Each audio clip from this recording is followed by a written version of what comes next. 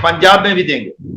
लेकिन एक चीज बताइए कि अगर वो बाद में भाजपा के साथ चली गई तो मैंने उनसे कहा कि 14 अप्रैल 1984 को बीएसपी का गठन हुआ था, तब से लेके आज तक 93 में खाता, क्या 89 में खाता खुल गया था बसपा का, लोकसभा में भी और विधानसभा में भी। आप मुझे ये बताइए कि कब बहुजन समाज पार्टी ने भारतीय जनता पार्टी को समर्थन दिया? यूपीए 1 यूपीए 2 का समर्थन मायावती ने किया। अटल बिहारी वाजपेयी की सरकार एक ओर से मायावती ने गिराई। उत्तर प्रदेश में 3 बार समर्थन लिया मायावती ने, सरकार चलाई, लेकिन भारतीय जनता पार्टी को समर्थन नहीं दिया। और जब भी सरकार गिरी है उसूलों पे गिरी है। जब भी गिरी है, एक बार मथुरा को लेके गिरी, एक बार जो है दूसरे एक मामले को, राम जन्मभूमि के जो मुद्दे थे उस पर लेके गिरी। तो उन्होंने कभी इस तरह से अपने आप को सरेंडर नहीं किया। तो इस बात को उन्होंने एग्री किया, कहने हाँ ये बात तो सही है। यानी कि वो मायावती जिसे लोग नहीं जानते हैं, वह आप बताएं। कि मायावती को खुद मायावती हरा सकती है, दूसरे की हैसियत नहीं कि मायावती को हरा सकती। मायावती को हराने के लिए मायावती खुद अगर चाहेंगी तभी वो हारेंगी। मायावती के बारे में मैंने कुछ चीजें देखी, मैं आपको एक वाकया सुनाता हूँ। परमदेव यादव एक फैजाबाद, अयोध्या जो हो गया है, फैजाबाद के रहने वाले थे, यादव समाज के। जी सर। और परमदेव यादव बहुजन समाज पार्टी के कोऑर्डिनेटर हुआ करते थे देवीपाटन मंडल के। ब्रिजभूषण, यही ब्रिजभूषण, ये ब्रिजभूषण शरद सिंह कुछ दिनों के लिए बसपा में भी आए थे। तो ये गोंडा, देवीपाटन मंडल का गोंडा हेडक्वार्टर है। तो ब्रिजभूषण शरद सिंह एक चेयरमैन के टिकट को लेके उन्होंने मायावती से शिकायत कर दी परमदेव यादव। और परमदेव यादव बहुजन समाज पार्टी के जिला अध्यक्ष भी रह चुके थे अयोध्या, फैजाबाद जिले के। तो इतने पुराने यादव होने के बाद, हालांकि यादव जो है बसपा में बहुत था।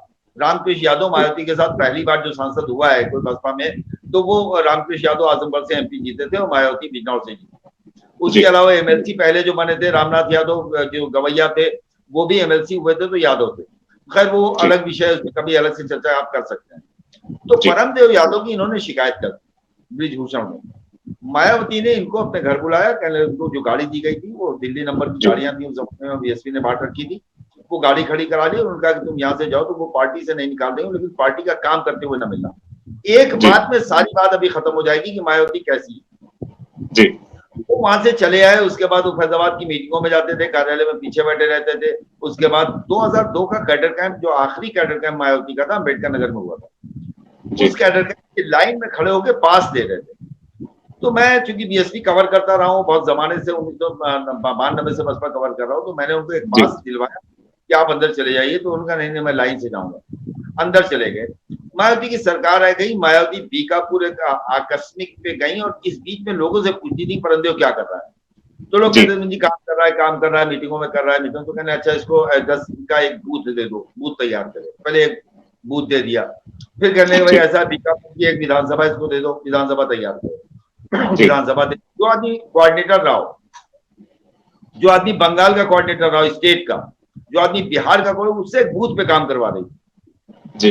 बात खत्म हो गई। और मायावती जब आई तो ये वहां पहुंच गए, उनके सामने जब पड़ी तो कहने ऐसा है तू लखनऊ आ जा।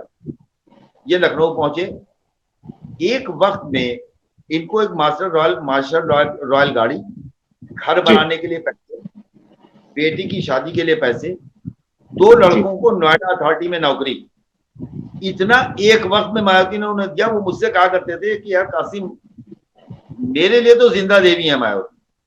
तो ये एक मिसाल है मायावती की कि अपने एक वर्कर का उन्होंने ऐसे टेस्ट किया, इम्तिहान लिया और उसमें इम्तिहान से पास हुआ तो उसको इतना सब कुछ दे दिया जी। अभी मैं आपको बताऊं, गुड्डू जमाली पार्टी छोड़ के जा चुके थे, एमआईएम से इलेक्शन लड़े हो। एमआईएम से इलेक्शन लड़ने के बाद अखिलेश यादव ने 11-12 बजे दिन में इस्तीफा दिया पार्लियामेंट से जी। गुड्डू जमाली को मेरे एक जानने वाले ने फोन किया, कहने बीएसपी से चुनाव लड़ोगे लोकसभा का? गुड्डू जमाली का मैं कहाँ लड़ पाऊंगा, मैं तो पार्टी छोड़ चुका हूँ, ये मैं खुद छोड़ के गया हूँ, मुझे कहाँ माफ करेंगी। गुड्डू जमाली लखनऊ आए, मुलाकात की और मायावती ने उनको लोकसभा का टिकट दे दिया और उसी दिन घोषित भी कर दिया। और लोग बताते हैं किसी तरह का कोई मेंटेनेंस, कोई भी जन्मदिन, कुछ भी उनसे नहीं लिया गया।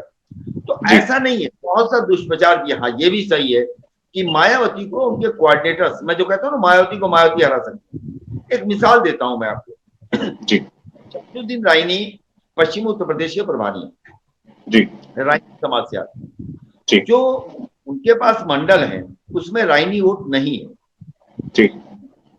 जहां राइनी वोट है, देवीपाटन मंडल में गोंडा, श्रावस्ती, बलरामपुर, बहराइच, नानपारा, यहाँ पर भरा पड़ा है राइनी वोट। और राइनी ऐसा है कि रमजान राइनी समाजवादी पार्टी का एमएलसी रहा श्रावस्ती से, उसके अलावा असलम राइनी बसपा से विधायक रहा, वहां से नानपारा से। उससे पहले उनके चचा खुर्शीद आलम 1986 में एमएलए रहे, नानपारा से 2-3 बार। जब्बार अली रुदौली के चेयरमैन, बहराइच का चेयरमैन राइनी रहा।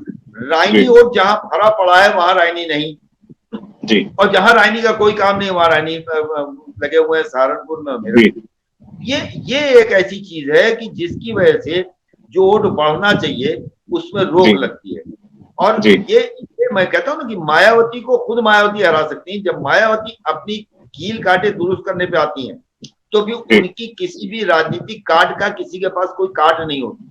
मायावती ने 3 बार उत्तर प्रदेश में सरकार बनाई, भारतीय जनता पार्टी के साथ बनाई, और अपनी शर्तों पे सरकार चलाई। चाहे मथुरा का कांड रहा हो, परिंदा पर नहीं मार पाया, चाहे हाईकोर्ट का जजमेंट आया हो, प्रदेश के कानून व्यवस्था पे असर नहीं पड़ा।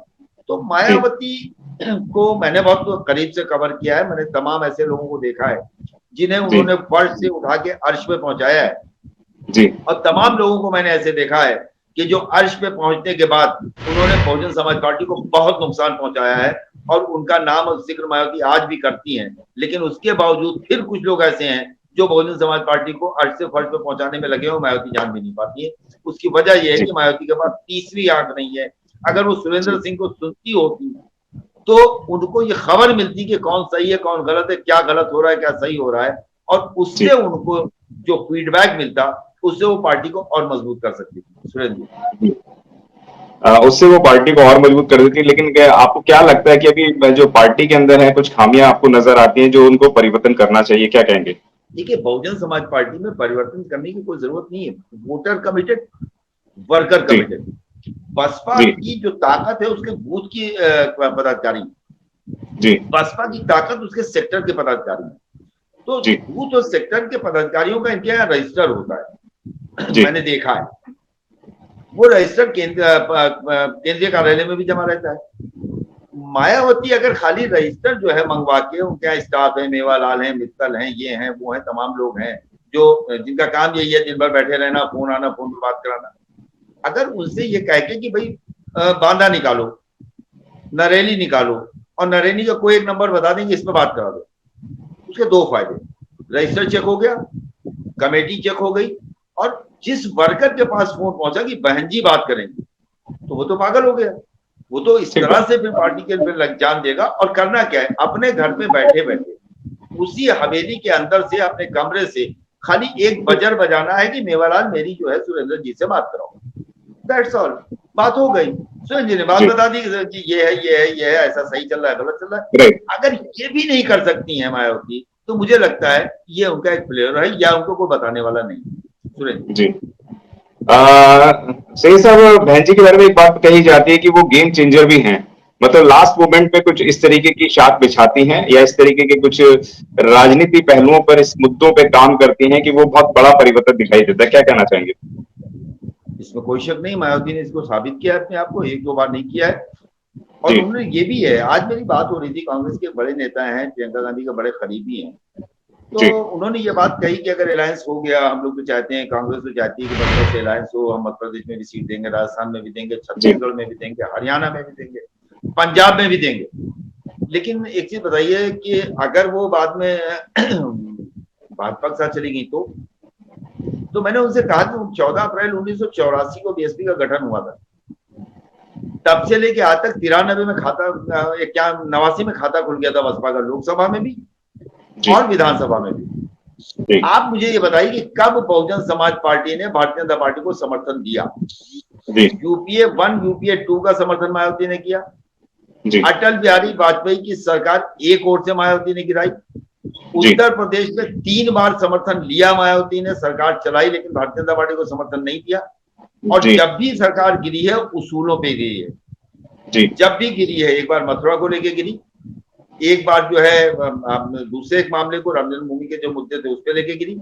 तो उन्होंने कभी इस तरह से अपने आप को सरेंडर नहीं किया। तो इस बात को उन्होंने एग्री किया, कहने हाँ ये बात तो सही है। तो मायावती गेम चेंजर ऐसे साबित हो सकती है। आज मायावती की कई बात इस तरह नहीं हो रही। एक विधायक की पार्टी 13% वोट की पार्टी की चर्चा पूरे देश में क्यों हो रही है? इसीलिए हो रही कि मायावती गेम चेंजर। मायावती किसी का भी खेल खराब करने में सक्षम है वो। और एक चीज और है, मायावती को अगर किसी ने धमकाया, डराया या धोखा दिया, तो मायावती ने जैसे जब अटल बिहारी की सरकार गिराई थी तो ये कहा था कि हमने उत्तर प्रदेश का बदला ले लिया। तो वो नहीं है, ढका छुपा खेल नहीं है मायावती के पास। खुला खेल है कि आपने मेरी सरकार उत्तर प्रदेश में गिराई है, मैं आपकी दिल्ली में गिरा दी। तो इतनी खुल के बात कौन करेगा? काशीराम जैसे कहते थे हम तो अवसरवादी हैं, और राजनीति में हर व्यक्ति अवसरवादी होता है, कहता कोई नहीं।